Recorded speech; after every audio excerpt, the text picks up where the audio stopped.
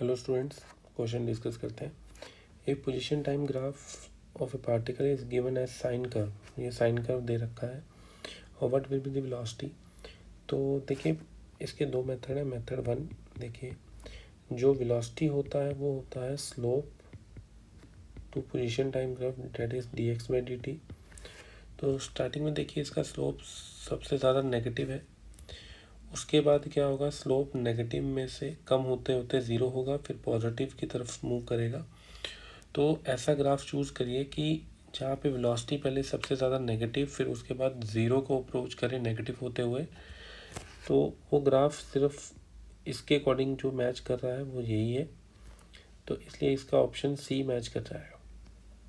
अब दूसरा, इसका मेथड टू जो है वो देखना हो तो साइन का कर्व अगर है तो देखिए ये डाउनवर्ड, अगर ये साइन का कर्व ऐसा होता तो इसकी इक्वेशन होती x is equal to A sine omega T, जहाँ पे हम A and omega positive constant ले लेते हैं, ठीक है।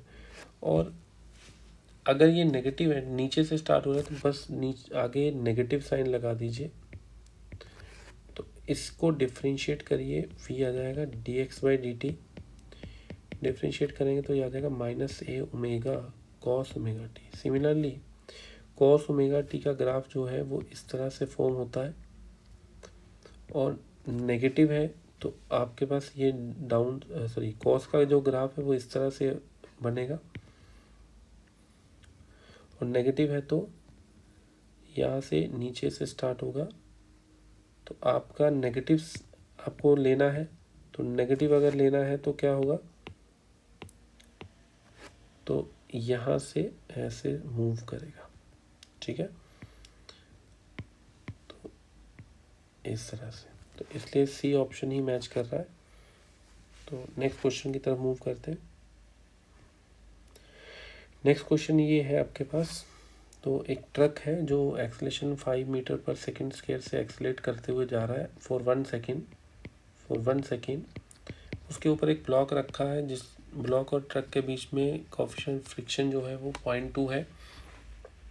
तो आपके पास ब्लॉक की वेलोसिटी ग्राउंड के रिस्पेक्ट में बतानी है क्या होगी। देखिए पहले अगर ट्रक के लिए कैलकुलेशन करें, ट्रक की एक्सलेशन जो है वो 5 मीटर पर सेकेंड स्क्वायर है। तो उससे अगर आप कैलकुलेट करेंगे फॉर 1 सेकेंड पे वेलोसिटी ऑफ ट्रक जो हो जाएगी, इनिशियल वेलोसिटी 0 थी, plus action of truck into 1, that is 5 into 1, that is 5 metre per second. और अगर ब्लॉक को देखें, ब्लॉक के ऊपर जो है फ्रिक्शन इधर एक्ट करेगा, तो फ्रिक्शन मैक्सिमम जो एक्ट कर सकता है वो होगा म्यू एम जी, जहाँ पे एम जो है ब्लॉक का है, मास है। तो एक्सेलेरेशन मैक्सिमम जो फ्रिक्शन प्रोवाइड कर सकता है वो प्रोवाइड कर सकता है friction maximum by mass, that is mu g, that is equal to 0.2 into g, that is 2 metre per second square. अब देखो इसकी एक्सेलेरेशन मैक्सिमम जो ब्लॉक की हो सकती है वो 2 मीटर पर सेकेंड स्क्वायर हो सकती है। तो ट्रक जो है वो 5 से जा रहा है, तो एक्सेलेरेशन मस्ट है कि इसकी 2 ही रहेगी। अब फ्रिक्शन इनके ऊपर कब लगना बंद हो जाएगा, इसके ऊपर फ्रिक्शन लगना एक्ट करना बंद हो जाएगा ब्लॉक के ऊपर, जब इसकी वेलोसिटी भी ट्रक की वेलोसिटी के बराबर हो जाएगी। तो वेलोसिटी ऑफ ब्लॉक जो है वो जब 5 हो जाएगी, तो एक्सेलेरेशन 0 से plus acceleration of block maximum into 1 time निकालना है हमें, तो टाइम आ जाएगा 5 बाय एक्सेलेरेशन ये है 2, तो 2 दैट इज 2.5 मीटर सेकेंड। तो ब्लॉक की वेलोसिटी जो है वो टाइम के साथ बढ़ेगी, इंक्रीज करेगी, जिसमें एक्सेलेरेशन कांस्टेंट रहेगी 2 मीटर पर सेकेंड स्क्वायर। तो ऐसा ग्राफ जिसका स्लोप पहले तो पॉजिटिव होना चाहिए ऐसे, फिर उसके बाद कांस्टेंट हो जाएगी वेलोसिटी ट्रक के बराबर। तो इसीलिए इसकी वेलोसिटी ब्लॉक की 5 से बढ़ते बढ़ते 2.5 सेकेंड में 5 मीटर पर सेकेंड होगी। तो इसलिए इसका ऑप्शन जो है वो सी मैच करेगा, ठीक है। नेक्स्ट क्वेश्चन की तरफ मूव करते हैं। नेक्स्ट क्वेश्चन में ये angular velocity of disc depends on angle theta. तो आपको एंगुलर एक्सेलरेशन अल्फा निकालना। तो इसमें हमारे पास ओमेगा दे रखा है थीटा स्क्वायर प्लस 2 थीटा।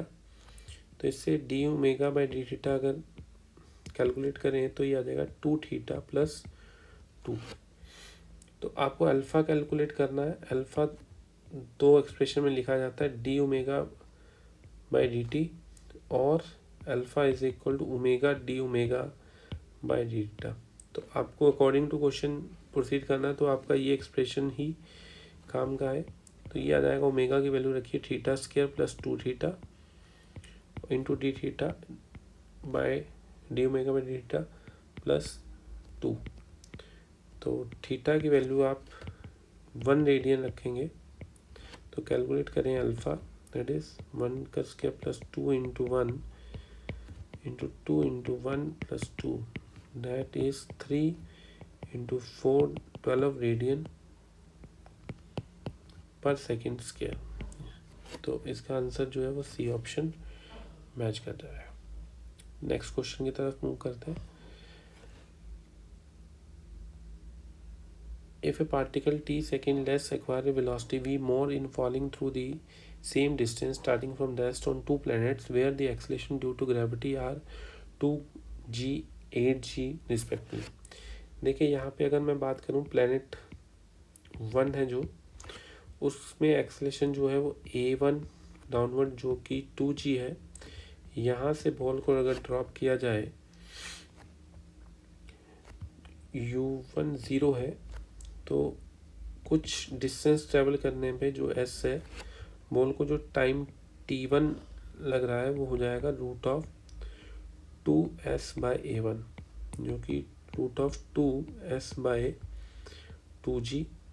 और इसकी स्पीड मान लीजिए v1 आ जाती है, that is root of 2s into a1, that is 2 into s into 2g। और प्लैनेट 2 के लिए अगर कैलकुलेशन करें, प्लैनेट 2 के लिए u2 तो 0 है, बॉडी को ड्रॉप ही किया गया है, और एक्सेलेरेशन यहाँ पे a2 है जो कि 8g के इक्वल है। सेम डिस्टेंस ट्रेवल करने में जो टाइम t2 लगेगा, s डिस्टेंस ही जो होगा रूट ऑफ 2s बाय, ये हो जाएगा अपने पास a2, this is root of 2s by 8g, ये हो जाएगा 1/2 ऑफ 2s बाय 2g। ये टाइम जो है वो आपके पास t1 है, तो ये आ जाएगा t1/2। तो t2 इज t1/2, और बट आपको बोला गया है कि ये टाइम जो t2 है वो कम है, ठीक है, t1 से। कितना? t। तो t2 एक्चुअली गिवन है, this is equal to t1 minus t। एक तो ये इक्वेशन है और एक ये इक्वेशन है, दोनों को इक्वेट करें तो आपके पास यहाँ से t1 minus T is equal to t1/2। तो ये t1/2 जो है वो t आ जाएगा, दैट इज t2 जो है वो t के बराबर आ जाएगा। नाउ इसकी स्पीड जो है v2 जो स्पीड हो जाएगी, v2 जो हो जाएगी root of 2s into a2, that is root of 2 into s into 8g, that is 2 of root of 2s into 2g। ये क्या है? दिस इज v1, तो ये हो जाएगा 2v1। तो v2 जो है वो 2v1 है, बट गिवन है v2 is more by v। तो ये आ जाएगा, this is 2v1 is equal to v1 plus v1 आ जाएगा अपने पास v, तो v2 हो जाएगा 2v के बराबर। ठीक है, अब सॉल्व करते हैं। अब अगर इक्वेट करें, v2 एक्चुअली में होना क्या चाहिए, v2 होना चाहिए u2 plus a2 into t2। ये 0 है, v2 is 2v, a2 is 8g and t2 is calculated as t। तो यहाँ से v is equal to 4gt आ जाएगा। तो इसमें ऑप्शन जो है वो बी मैच कर रही है, v is equal to 4gt। Now आगे प्रोसीड करते हैं नेक्स्ट क्वेश्चन की तरफ। तो बोला गया it takes 1 minute for a passenger standing on a accelerator to reach the top of the accelerator. If the accelerator does not move, it takes him 3 minutes to walk up. How long will it take for the passenger to arrive at the top if they walk up the moving accelerator? देखिए हमारे पास condition है कि accelerator जो है जब move कर रहा है, लेट्स से वो u स्पीड से मूव कर रहा है, तो d डिस्टेंस ट्रेवल करने में पर्सन को, एक पर्सन है उसको जो टाइम लेट से t1 लगता है, डेट इज d/u। तो यहाँ से 1/t1 जो है वो u/d हो जाएगा। ये अभी कैलकुलेट करना है इसलिए बता रहा हूँ। नेक्स्ट केस है, अगर इसी एक्सेलेरेटर पे आदमी चलने लग जाए जो कि स्पीड v से, जब एक्सेलेरेटर नहीं चल रहा, सेम डिस्टेंस ट्रैवल करने में उसको टाइम t2 लगता है, अगर इट टेक्स टाइम t2, तो ये अपने पास 1/t2 is equal to v/d आ जाएगा। अब कंडीशन क्या है, दोनों एक्सेलेरेटर भी मूव कर रहा है और पर्सन ऊपर वॉक करके भी जा रहा है, तो सेम डिस्टेंस ट्रैवल करना है, तो u से अगर एक्सेलेरेटर लेके जा रहा है, पर्सन v से जाना चाह रहा है, तो ओवरऑल जो स्पीड हो जाएगी v प्लस u हो जाएगी। तो टाइम t3 जो है वो d/u प्लस v, तो 1/t3 is equal to v plus u/d, तो ये हो जाएगा v/d प्लस u/d। तो 1/t3 is equal to 1/t2 plus 1/t1।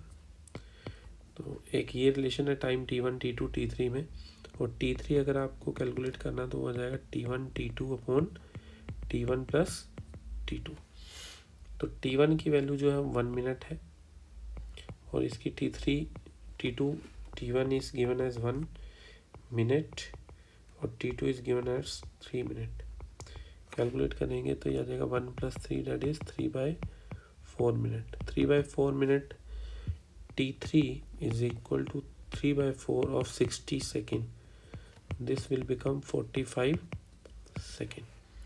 तो आपका आंसर जो है 45 सेकेंड, बी ऑप्शन जो है वो मैच कर जाएगा।